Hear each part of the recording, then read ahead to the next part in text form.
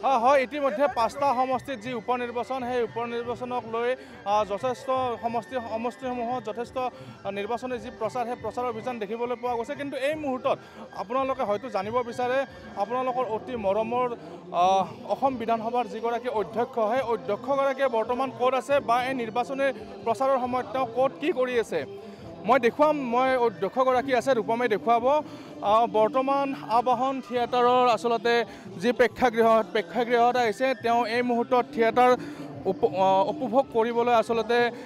এই যি আবাহন থিয়েটাৰ প্ৰেক্ষাগৃহ তাত আহি পাইছে মই কিছু কথা তেখেতৰ পৰা জানিবলৈ চেষ্টা কৰিম আপোনাৰ যিহেতু নিৰ্বাচনৰ বতৰ নিৰ্বাচন চলি আছে উপনিৰ্বাচন চলি যি নিৰ্বাচনী প্ৰচাৰ সেই প্ৰচাৰ চলি আছে তাৰে মাজতে কিন্তু আপুনি আজি থিয়েটাৰ উপভোগ কৰিবলৈ ইয়াতে দেখা পোৱা গৈছে নাই মোৰতো ইলেকশ্যনত একো কাম নাই স্পীকাৰ হিচাপে মোৰ কোনো ৰাজনীতিক কিবা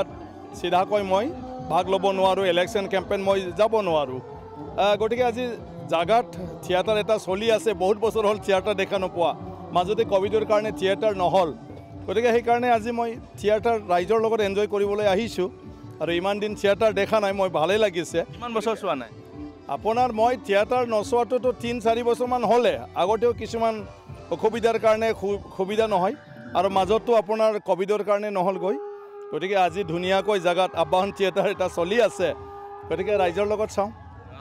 যিহেতু ক'ভিডৰ যিহেতু নীতি নিয়মবোৰ বান্ধি দিয়া হৈছে তেনে ক্ষেত্ৰত আপুনি কি আহ্বান জনাব ৰাইজক এই মুহূৰ্তত নাই এতিয়া ক'ভিডটোতো উপায় নাই সেইটো আমাৰ মানুহৰ হাতত নাই গতিকে ক'ভিডৰ কাৰণে আমাৰ মেডিকেল চায়েন্সৰ মতে যিখিনি চৰকাৰে নীতি নিৰ্দেশনা জাৰি কৰিছে যে নিজে ছেভ হৈ থাকিব লাগে এইখিনি মানে যাহাতে চবে মানি চলে যিমান পাৰে নিজকে সাৱধান হৈ থাকে মানে মই সেইটোৱে আহ্বান কৰোঁ তাৰ বাদেতো কোনো উপায় নাই ইয়াৰ মাজতে মানুহ চলিব লাগিব জীৱন চলিব লাগিব গতিকে কাম বন নকৰি ঘৰত সোমাই থাকিলেও মানুহ কেনেকৈ চলিব বেপাৰ বাণিজ্য নহ'লেও কেনেকৈ চলিব আজি থিয়েটাৰখন নহ'লে আমাৰ আৰ্টিষ্টসকলৰ যিটো অৱস্থা চলি আছে কেনেকৈ চলিব কিন্তু তাৰ মাজেদি আমি ক'ভিডৰ পৰাও নিজকে সাৱধান কৰি ভালদৰে চেক অলপ নিজকে হেল্থ চেকআপ কিবা যদি অসুবিধা পায় এইবিলাক কৰি ফালে নিজে নিজে অলপ দূৰত্ব বজাই ৰাখি থাকিব লাগিব বিশ্বজিৎ দৈমাৰী বুলি ক'লে আপোনাৰ যথেষ্ট অনুৰাগী আছে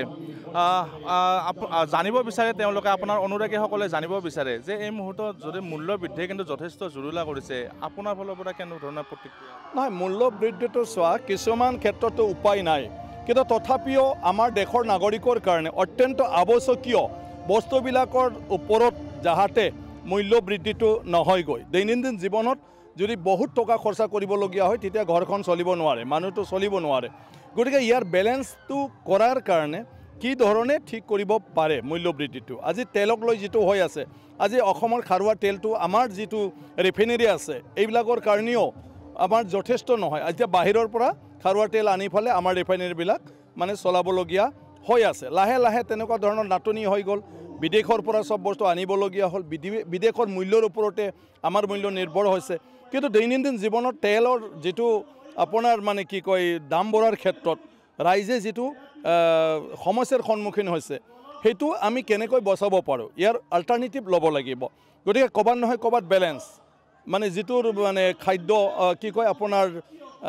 দাম বাঢ়িলে মানুহৰ দৈনন্দিন জীৱনটোত মানে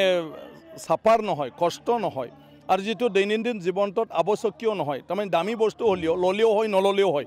এনেকুৱা লাইনটোত দিব লাগিব সেইকাৰণে মই উদাহৰণ দিছোঁৱে যে আমাৰ চৰকাৰবিলাকে সদায় আপোনাৰ লটাৰী আপোনাৰ মানে কি কয় মদ বিড়ি চাদা গুটকা এইবিলাকৰ টেক্সটো মোৰ দেন 100% বঢ়াই দিয়া হয় কাৰণ সেইটো নাখালেও মানুহ জীয়াই থাকে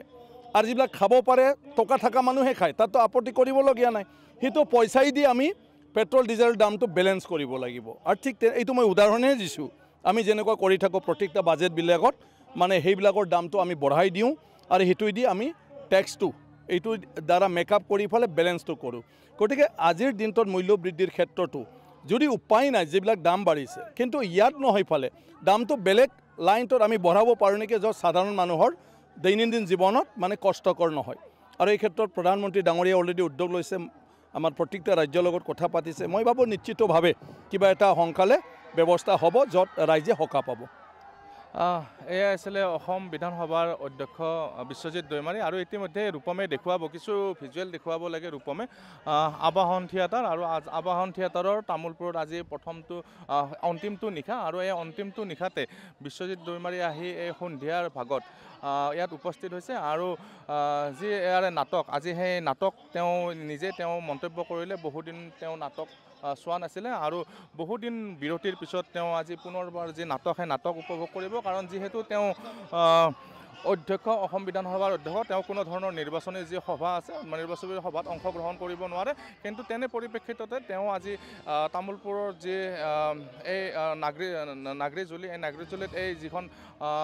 আবাহন থিয়েটাৰৰ অন্তিমটো নিশা এই অন্তিমটো নিশাৰ যিখন নাটক তেওঁ নাটক উপভোগ কৰাৰ বাবে এই মুহূৰ্তৰ আবাহন থিয়েটাৰৰ পেণ্ডেলৰ ভিতৰত সোমোৱা পৰিলক্ষিত হৈছে।